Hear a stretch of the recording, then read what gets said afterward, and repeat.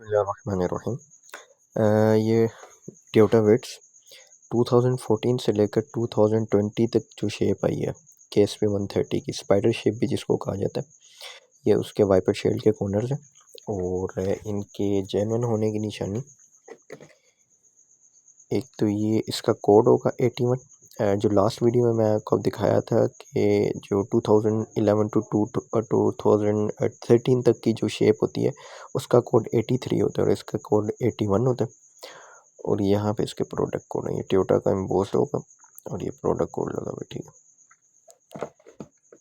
ये है R driver side का और ये है L81L पैसेंजर साइड का, ये इसका प्रोडक्ट कोड होगा।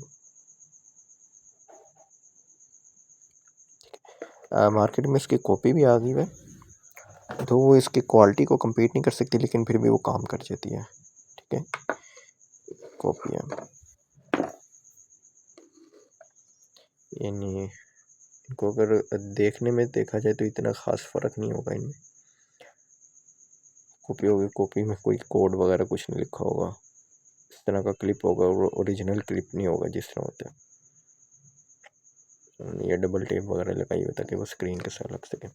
इससे जो पुरानी शेप थी 2011 की, उसके कॉर्नर्स कुछ इस तरह के होते हैं। उसमें जो फ़र्क होता है, ये इसकी गुलाई में देखें, ये गुलाई में और ये थोड़ा ऊंचा होता है। इनके वाइपर शील्ड में भी फ़र्क होता है, इसलिए ये एक दूसरे को नहीं लगेंगे। ये 2014 से लेकर 20 तक और ये 2011 से लेकर 13 तक सिर्फ इस मॉडल को लगेंगे। ये इनके जो वाइपर शील्ड पे उसको आपको लगा के दिखा देता हूँ मैं, और इनमें क्या डिफरेंस है 2011 से और 2014 में। ये बेसिकली वाइपर शील्ड है और ये इसी शेप में लगी हुई है। जैसे आप गाड़ी के सामने करें तो ये स्क्रीन के साथ ये ऐसे शील्ड में लगी हुई, ठीक है। ये जो गुलाई वाली जगह होती है, ये स्क्रीन के साथ ये वाला रबड़ लगा होता है। इसको लगाने का आसान तरीका है, ये जो क्लिप है ना, ये इस सुराख में लगा के दबा दें और ये अटैच हो गए, ठीक हो गया। ऐसे आगे, और इसी तरह जो दूसरी साइड का वो भी, ये क्लिप वाली जगह देखें आप, और ये जो यहाँ पर सुराख बना हुआ उन्होंने, इसको बीच में रखें,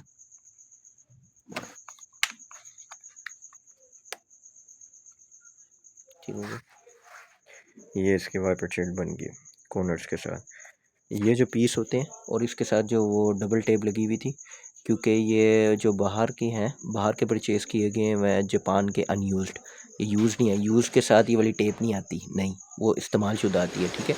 तो ये अनयूज्ड है और ये जेन्युइन ही है बाहर के। तो ये डबल टेप उतार के इसकी आप स्क्रीन के साथ लगा सकते हैं। ये 2014 से 2020 तक के मॉडल को लगेगी ये वाली वाइपर शील्ड। ये दूसरी अब लगाई है 2012 वाली जो वाइपर शील्ड है। इन दोनों का साइज़ सेम है, बिल्कुल साइज़ में फ़र्क नहीं है वाइपर शील्ड के, बट शेप में फ़र्क है। ये जो शेप है इसकी बैठी होगी और ये थोड़ी खड़ी हुई होगी, और इन दोनों के कोड में भी फ़र्क आएगा, फिटिंग में भी फ़र्क है और कोड में भी फ़र्क आएगा। यानी अगर आपने 2011 वाली को 2014 की लगानी हो या 2014 वाले को 2011 की लगानी हो, तो वो लग जाएगी एक दूसरे को, उसमें चेंज करने की ज़रूरत नहीं है, यानी कि और कोई अल्ट्रेशन की ज़रूरत नहीं होगी।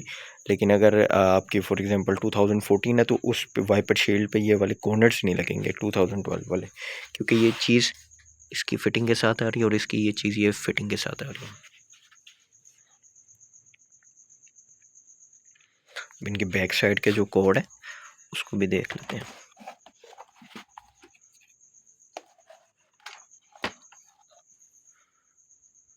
इसका ये फ्रंट वाले कोड 55783 ये सेम होते हैं।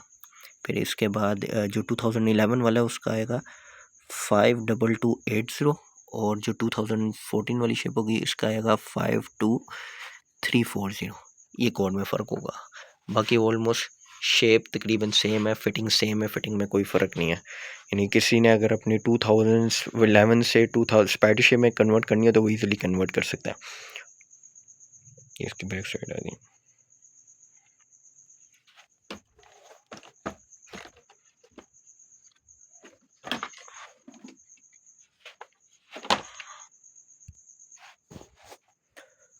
अब इसके जो वाइपर शील्ड के कॉर्नर्स है अगर वो रिमूव करने तो रिमूव करने का तरीका, इसको पुश करेंगे वाइपर शील्ड की तरफ तो ये क्लिप निकल आएगा।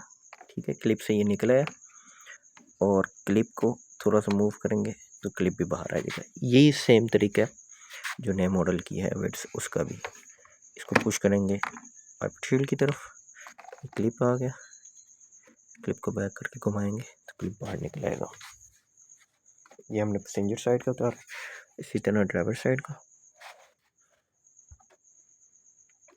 पुश करेंगे वाइपर शील्ड की तरफ,